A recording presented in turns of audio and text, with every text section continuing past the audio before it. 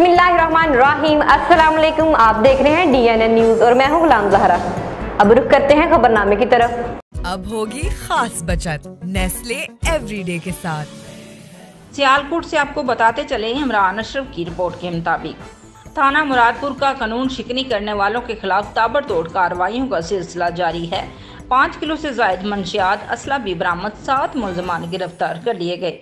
तर्जमान Sialkot police के मुताबिक district police officer Sialkot Mohammad Hasan Iqbal की हदायत पर मुरादपुर पुलिस ने SHO इंस्पेक्टर मियां अब्दुल रज़ाक की ज़ेर निगरानी में कानून शिकनी करने वालों के खिलाफ मुख्तलिफ मकामात पर कार्रवाइयाँ की हैं।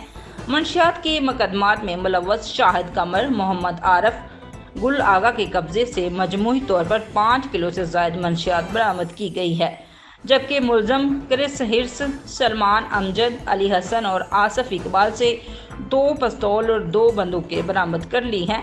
मुलजमान के खिलाफ मुख्तलिफ दफात के तहत मुकदमात दर्ज कर लिए गए हैं। अब तक के लिए इतना ही। मज़ीद खबरों के लिए हमारे साथ रहिए।